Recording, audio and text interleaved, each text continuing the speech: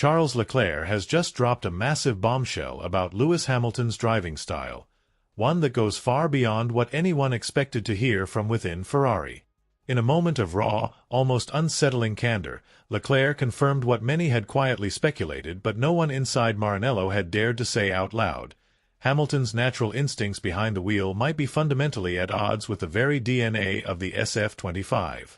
And with the Miami Grand Prix just hours away, this revelation doesn't just raise eyebrows, it lights a fuse. This isn't just some generic teammate commentary. We're talking about the man who understands the SF25 like the back of his hand, peeling back the curtain on how Hamilton's approach might actually be clashing with the core philosophy of the car, and possibly holding him back. It's the kind of brutally honest insight that almost never leaks out from behind Ferrari's red walls. And yet, here it is.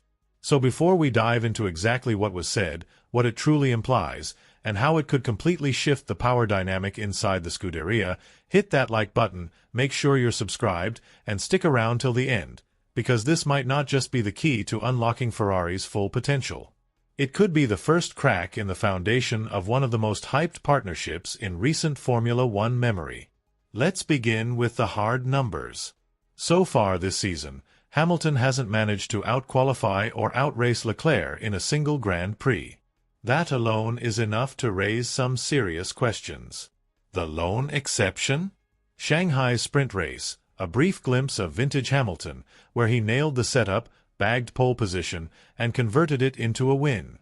But when it comes to traditional Grand Prix weekends, Hamilton has consistently looked out of sync, sometimes to a staggering degree. In Saudi Arabia, he finished over half a minute behind Leclerc. That kind of deficit isn't down to bad luck or strategy mishaps. That's a car and driver speaking two entirely different languages. According to Leclerc, though, this isn't just about adaptation. It's not a matter of needing more laps in the simulator or a few extra race weekends to settle in. What we're witnessing, he suggests, is something far more fundamental, something deeply embedded in Hamilton's identity as a driver. It's not about familiarity. It's about philosophy. The driving style that made Hamilton a legend, aggressive, reactive, deeply instinctual, is now butting heads with the soul of the SF25. And Leclerc didn't sugarcoat it. He said, and we quote, "It's always tough joining a new team. There's a new car, different systems, a different way of working, but Lewis is already challenging the way we've done things here for years." That single line, challenging the way we've done things, speaks volumes. It's not just a casual remark, it's a subtle but seismic statement. It suggests Hamilton's input is so disruptive, so unique, that it's forcing Ferrari to re-examine the very foundation of how they operate. And that kind of shake-up doesn't come from just any driver. It comes from someone with the clout, the intellect, and the track record to move mountains. Hamilton isn't merely struggling, he's forcing Ferrari to evolve. Let's now get into the heart of the technical mismatch. Hamilton's signature driving technique has always involved late braking, a sharp turn-in at the apex, and using the car's rear end to rotate and launch out of the corner. It's assertive, it's instinctual, and when the machinery allows, it's devastatingly effective. But the SF25? It recoils at that approach. This car wants calm. It craves early stability, smooth inputs, and a serene, almost methodical transition through corners. It's been engineered with years of design philosophy built around balance and predictability. So when Hamilton tries to impose his natural rhythm onto this car, it pushes back. The rear becomes twitchy. The balance feels off. And rather than trusting the platform beneath him, he begins second-guessing everything. His entry speeds, his setups, even his own instincts. He's said it openly. The car feels alien, unsolvable, and at times, downright painful to drive. Now we understand why. Hamilton isn't broken. The car just isn't speaking his language, at least not yet. But here's the twist. Leclerc isn't dismissing this. In fact, he's embracing it. He's acknowledging just how valuable Hamilton's perspective is. He's admitted that he's already learned a great deal from Lewis, and that his presence is forcing Ferrari to rethink principles they've held for years. That kind of openness is rare in Formula One. It signals a mutual respect that, if nurtured, could blossom into something game-changing. Behind the scenes, this dynamic is already shifting the culture inside Ferrari. Engineers are now confronted with two radically different driving philosophies. Two competing visions of what the SF25 should be. That kind of internal friction can be destabilizing, but it can also spark breakthroughs. It exposes weaknesses. It forces growth.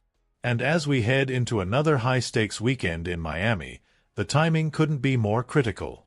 The sprint format rewards drivers who can hit the setup sweet spot with minimal preparation.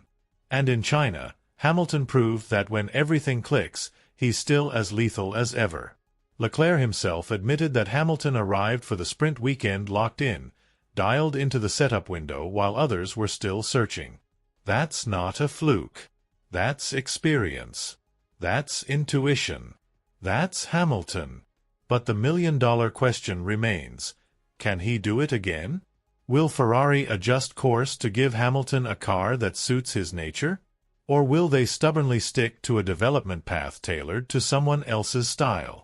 Because if they don't bend, they risk squandering one of the greatest drivers in F1 history, and missing a golden opportunity to strike back at McLaren and Red Bull when the season is still wide open. And make no mistake, the pressure is rising. Ferrari currently sits fourth in the Constructors' Championship, trailing McLaren by a staggering 110 points. For a team that boldly claimed it would contend for the title this season, that's nothing short of a wake-up call. And in a sport where momentum defines everything, the Miami Grand Prix might be more than just another race.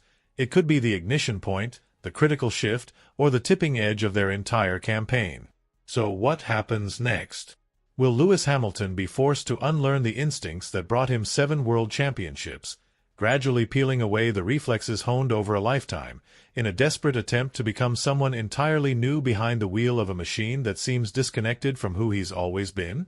Or will Ferrari choose the bolder path, one that only a handful of top-tier teams have ever dared to walk mid-season, and begin to reshape the SF25 around the unique vision and feel of a driver who interprets racing through an entirely different lens?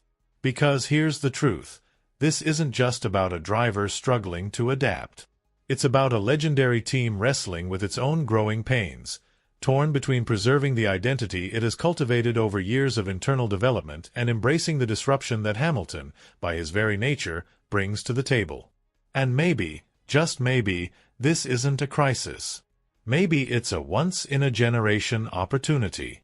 If Ferrari can strike the right balance, merging Hamilton's need for rear-end trust and late-braking precision with the SF25's demand for front-end composure and nuanced setup harmony, they might not just create a faster car.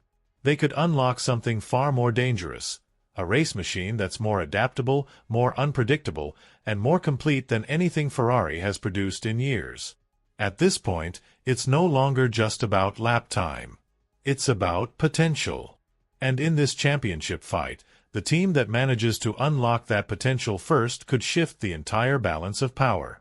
But here's the danger. If they get it wrong, if they miscalculate even slightly, they won't just waste Hamilton's extraordinary talent. They risk tearing at the fabric of their own foundation. The unity, direction, and steady progress they've painstakingly built could start to unravel. This is no longer a question just about Miami. It's a question about everything that comes after. Will this be the moment Ferrari finds its rhythm and reinvents itself from within? Or are we witnessing the beginning of a fracture too deep to repair? Let us know your thoughts in the comments. Is Leclerc merely shedding light on a well-known internal conflict, or has he exposed the fulcrum of what could become one of the most transformative or turbulent driver-team relationships in modern Formula One history? Are we watching the dawn of a revolution? Or the first tremors of something quietly falling apart? Smash that like button, subscribe if you haven't already, and buckle up, because if the numbers are right, if the pressure's as real as it seems, and if Miami unfolds the way it could, what happens next won't just shape Hamilton's legacy at Ferrari. It could define the future of the team itself.